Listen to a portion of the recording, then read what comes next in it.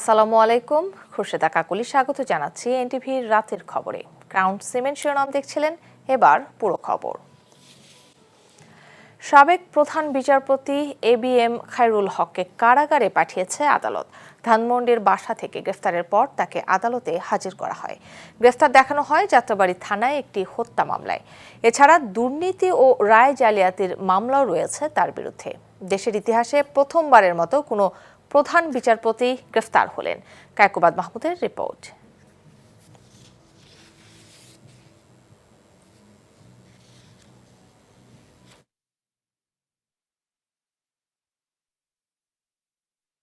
সমালোচিত সাবেক প্রধান বিচারপতি এবিএম খায়রুল হক, তার বিরুদ্ধে মামলা হয়েছে দুর্নীতি ও রায় জালিয়াতি, সংবিধানের ত্রয়োদশ সংশোধনী বাতিলের মাধ্যমে তত্ত্বাবধায়ক সরকার ব্যবস্থা অবৈধ ঘোষণা এবং হত্যার অভিযোগে।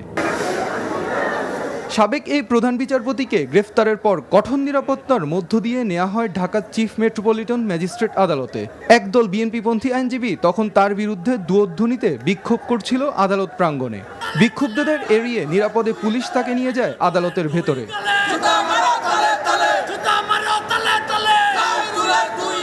মামলার তদন্ত শেষ না হওয়া পর্যন্ত খায়রুল হককে কারাগারে রাখার আবেদন করেন মামলার তদন্তকারী কর্মকর্তা। শুনানি শেষে সাবেক এই প্রধান বিচারপতিকে কারাগারে পাঠানোর আদেশ দেন ঢাকার অতিরিক্ত চিফ মেট্রোপলিটন ম্যাজিস্ট্রেট সানাউল্লাহ। এটা একটা হত্যা মামলা, ওনাকে গ্রেফতার করে আনা হয়। বিজ্ঞ আদালত সকলের প্রসিকিউশনের বক্তব্য শুনেন এবং অন্যান্য ক্ষুব্ধ আইনজীবীরাও বক্তব্য দেন, সিনিয়র নেতারাও বক্তব্য দেন। আজকে আমরা বিজ্ঞ আদালতে বলেছি যে এই খায়রুল হক বিচারপতি হওয়ায় বিচারাঙ্গনকে কলঙ্কিত করেছে। এর আগে বৃহস্পতিবার সকালে রাজধানীর ধানমন্ডির একটি বাসা থেকে তাকে গ্রেফতার করে ঢাকা মহানগর গোয়েন্দা পুলিশ। Kaykobad Mahmud, NTV news, Dhaka. উত্তরার মাইলস্টোন বিমান দুর্ঘটনায় নতুন করে আরও 2 জনের মৃত্যু হয়েছে। এখনও মৃত্যু ঝুঁকিতে রয়েছে 6 জন, আর 13 জনের অবস্থা গুরুতর হলেও তাদের অবস্থার উন্নতি হচ্ছে। আইসিইউতে রয়েছে 8 জন। ব্রিফিংয়ে এসব তথ্য জানান জাতীয় বার্ন ইনস্টিটিউটের পরিচালক অধ্যাপক ডাক্তার নাসির উদ্দিন। এদিকে ডিএনএ টেস্টের মাধ্যমে নিহত 5 শিক্ষার্থীর লাশ শনাক্ত করেছে সিআইডি। ইফতেখার রেজার রিপোর্ট। জাতীয় বার্ন ও প্লাস্টিক সার্জারি ইনস্টিটিউটে উত্তরের মাইলস্টোন স্কুল অ্যান্ড কলেজে বিমান দুর্ঘটনায় হতাহতের সর্বশেষ অবস্থা নিয়ে ব্রিফিং করেন প্রতিষ্ঠানটির পরিচালক। জানান, গত 2 দিনে ইন্টারমিডিয়েট ক্যাটাগরিতে থাকা 13 জনকে কেবিনে স্থানান্তরিত করা হয়েছে। শীঘ্রই বাড়িতে ফেরার সম্ভাবনাও আছে তাদের। সিরিয়াস বা সিভিয়ার ক্যাটাগরিতে যে 13 জন রোগী ছিলেন তারা ওই ক্যাটাগরিতেই আছে। তবে তাদের মধ্য থেকে আমাদের কিছু পেশেন্ট আমরা আশা করছি যে সামনের দিনগুলোতে হয়তো ইন্টারমিডিয়েট ক্যাটাগরিতে চলে আসতে পারে। আর বাকি যে 23 জন ইন্টারমিডিয়েট ক্যাটাগরি আছে তাদের ব্যাপারে আমরা আগেই বললাম যে আমাদের 13 জনকে আমরা সেখান থেকে শিফট করে কেবিনে নিতে পেরেছি। বিদেশি চিকিৎসকদের পরামর্শ গ্রহণ করা হচ্ছে জানিয়ে অধ্যাপক ডাক্তার নাসির উদ্দিন বলেন, সেখানে এখন পর্যন্ত 42 জন চিকিৎসাধীন রয়েছেন। সর্বমোট 31 জনের মৃত্যু হয়েছে।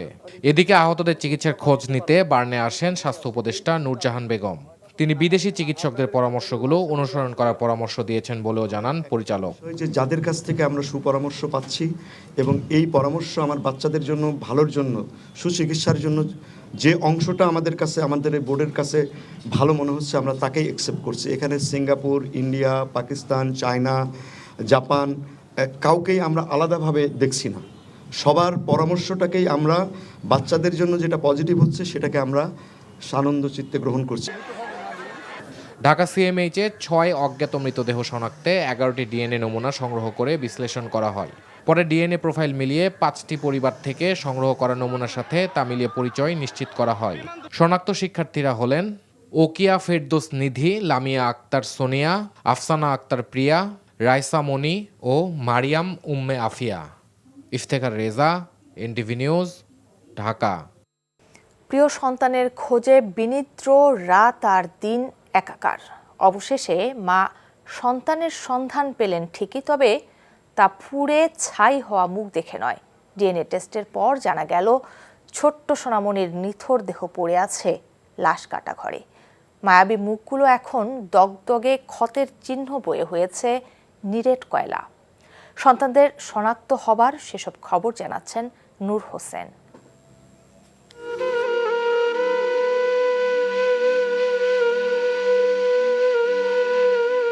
কয়েকদিনের অপেক্ষা হাসপাতালে ছোটাছুটি শেষে কলিজার টুকরো সন্তান ওয়াকিয়া ফেরদৌস নিধির সন্ধান পেয়েছে পরিবার। ততক্ষণে সবাইকে শোকের সাগরে ভাসিয়ে না ফেরার দেশে পাড়ি জমিয়েছে আদরের এই ছোট্ট পাখি। শেষ কদিন মাইলস্টোন স্কুলের পড়াশোনার ভার বইতে পারছিল না নিধি। তাই চিরদিনের ছুটি নিয়ে নিজের নির্ভর হবার ভার তুলে দিল পরিবারের কাঁধে।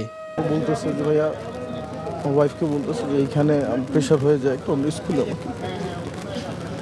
আমরা বলছি ঠিক আছে। ও সকালে উঠে বলতেছে আমার আঙ্গুলে ব্যথা, আমি আজকে স্কুলে যাব না। আমার আম্মা জোর করে স্কুলে নিয়ে গেছে, কোলে করে নিয়ে গেছে স্কুলে। আমি জানতাম নাকি আমরা যে এই ধরনের দিন দেখতে হবে ওদের। অসুস্থ নিধিকে 21 জুলাই কোলে করে মাইলস্টোন স্কুলে দিয়ে আসা প্রিয় ভাইটির বুকে বিধ্বংসী ফাইটার জেটের দগদগে ক্ষত মিটবে কি আর কখনো?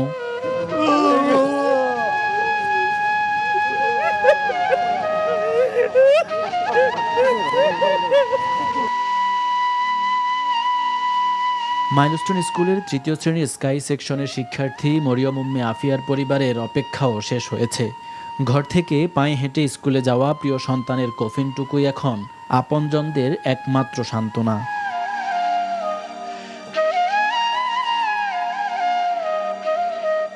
আল্লাহ নিয়ে গেছে, কিছু বলার নেই। ওই যে আপনাদের লোকটা কি গ্লাস পড়েছিল, কোনো চাওয়া না, সবাই দোয়া করে যাতে ব্যস্ত ছিল।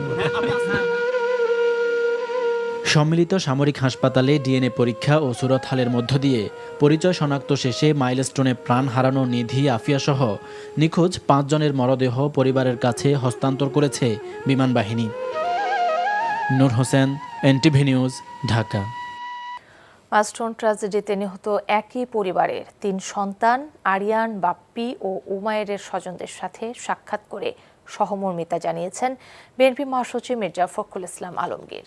রাজধানীর উত্তরার তারারটেক এলাকায় পারিবারিক কবরস্থানে দাফন করা 3 শিক্ষার্থীর কবর জিয়ারত করেন বিএনপি মহাসচিব।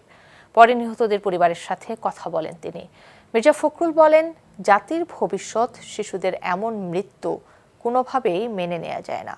মির্জা ফখরুল এ সময় আবেগ আপ্লুত হয়ে পড়েন। বলেন, এসব কাটিয়ে ওঠার কোনো ভাষা তার জানা নেই।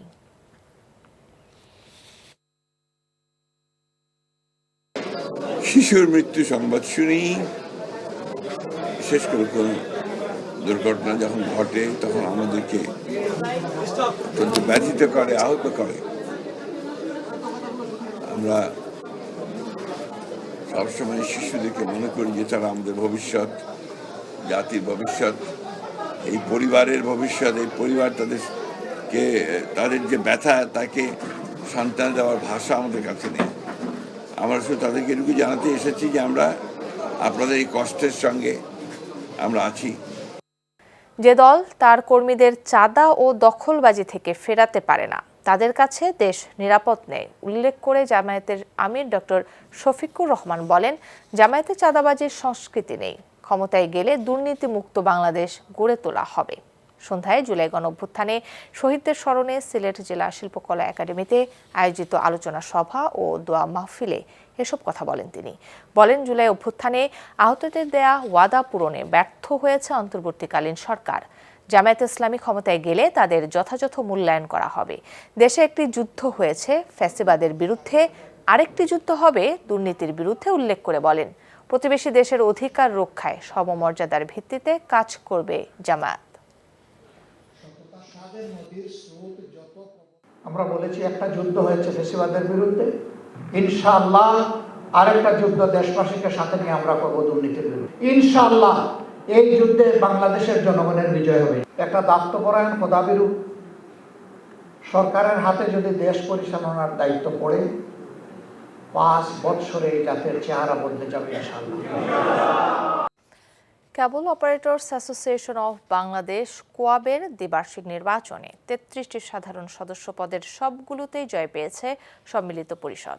মোট 610 জন ভোটারের মধ্যে 453 জন ভোট দেয় এই নির্বাচনে, যেখানে সর্বোচ্চ 426 ভোট পেয়ে প্রথম হয়েছেন কোয়াবের বর্তমান সভাপতি ABM সাইফুল ইসলাম সোহেলের নেতৃত্বাধীন সম্মিলিত পরিষদের রেজওয়ানুল করিম। মোট 33টি পদে 38 জন প্রতিদ্বন্দ্বিতা করেন এই নির্বাচনে। কেবল শিল্পকে ডিজিটাল প্ল্যাটফর্মে নিয়ে যাওয়ায় এবং পাইরেসি রোধে কাজ করায় প্রত্যয় ব্যক্ত করেন বিজয়ীরা। সাদরিনা খন্দকারের রিপোর্ট। রাজধানীর হাতিরঝিলের এলিট কনভেনশন হলে শুরু হয় কেবল অপারেটরস অ্যাসোসিয়েশন অফ বাংলাদেশ কোয়াবের দ্বিবার্ষিকী নির্বাচন। বৃহস্পতিবার সকাল 9টা থেকে বিকেল 4টা পর্যন্ত উৎসবমুখর পরিবেশে চলে ভোট গ্রহণ। এই নির্বাচনে 33টি পদেই প্রার্থী দেয় সাইফুল ইসলাম সোহেলের সম্মিলিত পরিষদ। আর তানজির রিজওয়ান চৌধুরীর অগ্রযাত্রা পরিষদ থেকে মাত্র 5 জন অংশ নেন নির্বাচনে। 610 জন ভোটারের মধ্যে 453 জন ভোট প্রদান করেন, যা মোট ভোটারের 74.26%, যার মধ্যে 24টি ভোট বাতিল হয়।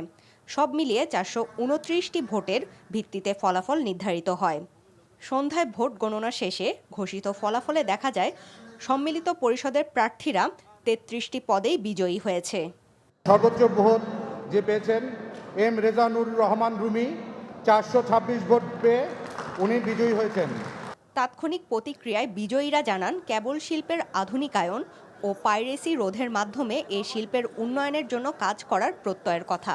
পাইরেসি বন্ধ করা, ডিজিটাইজেশন বাস্তবায়ন করা, এই সেক্টরটিকে শিল্প হিসেবে ঘোষণা করা, এই সমস্যাগুলো সমাধান করে এই প্রতিশ্রুতিগুলো আমরা বাস্তবায়নের লক্ষ্যে কাজ করে যাব। আপনারা ইলেকট্রনিক্স মিডিয়া, প্রিন্ট মিডিয়া যারা আমাদের সাথে এই দীর্ঘ এই নির্বাচনী সফরের সাথে ছিলেন এবং অতীতেও আমাদের সাথে ছিলেন, আগামীতেও ইনশাল্লাহ আপনারা থাকবেন। বিজয়ীদের নিয়ে 26 জুলাই ঘোষণা করা হবে কার্যনির্বাহী কমিটি। এরপর 30 জুলাই সাধারণ সদস্যদের প্রত্যক্ষ ভোটে নির্বাচিত হবেন কোয়াবের সভাপতি ও সাধারণ সম্পাদক। Sadrina Khandakar, NTV news, Dhaka. Asia কাপের সূচি নিয়ে এখনো চূড়ান্ত সিদ্ধান্তে পৌঁছাতে পারেনি এশিয়ান ক্রিকেট কাউন্সিল। 2 দিনব্যাপী বার্ষিক সাধারণ সভার প্রথম দিনের বৈঠক শেষে এসিসি চেয়ারম্যান মহসিন নাকভি বল ঠেলে দিলেন BCCI এর কোর্টে। এদিকে সভায় প্রতিটি দেশের প্রতিনিধিত্বের কৃতিত্ব বিসিবি সভাপতিকে দিয়েছেন তিনি। নিলয় মজুমদারের রিপোর্ট। নানান শঙ্কা আশঙ্কার পর অনুষ্ঠিত হয়েছে এশিয়ান ক্রিকেট কাউন্সিলের বার্ষিক সাধারণ সভা। অনিশ্চয়তা থাকলেও ভারত এই সভায় যোগ দিয়েছে ভার্চুয়ালি। এছাড়াও উপস্থিত ছিলেন বাকি 24 দেশের প্রতিনিধিরা। যদিও 2 দিনব্যাপী সভার প্রথম দিন শেষে এশিয়া কাপের সূচি নিয়ে কোনো চূড়ান্ত সিদ্ধান্তে আসতে পারেনি এসিসি। সাম্প্রতিক রাজনৈতিক টানাপোড়েনে ভারত পাকিস্তান একে অপরের বিপক্ষে খেলবে কিনা তা নিয়েও আলোচনা চলমান রয়েছে বলে জানিয়েছেন মহসিন নাকভি। এশিয়া কাপের সূচি নিয়ে আমরা বিসিসিআইয়ের সঙ্গে কাজ করছি। আশা করছি আমরা দ্রুতই এটা সমাধান করতে পারবো। ভারত পাকিস্তান একে অপরের বিপক্ষে খেলবে কিনা এটা পুরোপুরি এসিসি ও বিসিসিআইয়ের বিষয়। আমি খুবই আশাবাদী এগুলো আমরা খুবই দ্রুতই সমাধান করব। ভারত সহ কয়েকটি দেশের বাংলাদেশে না আসার বিষয়টি স্বাভাবিকভাবেই দেখছেন এসিসি চেয়ারম্যান। বেশ কয়েকটা দেশ ঢাকায় আসতে পারেনি, প্রায়শই এমনটা হয়। আমি যেমন আইসিসির সবাই কাজের জন্য যেতে পারিনি, এটা খুবই স্বাভাবিক ব্যাপার। বেশিরভাগ সদস্য দেশই এসেছে, বাকিরা সূচির কারণে পারেনি। সবচেয়ে ভালো বিষয় সবাই আমাদের 25টি দেশই তাদের উপস্থিতি জানান দিয়েছে। সবার অংশগ্রহণ নিয়ে শঙ্কা থাকলেও সভায় প্রতিটি দেশ উপস্থিত থাকার কৃতিত্ব বিসিবি সভাপতি আমিনুল ইসলাম বুলবুলকে দিয়েছেন মহসিন নাকভি। নীলা মজুমদার, NTV নিউজ, ঢাকা। এই ছিল রাতের খবরে। এই খবরের ভিডিও সহ আপডেট জানতে ভিজিট করুন NTV অনলাইন www.ntvpt.com।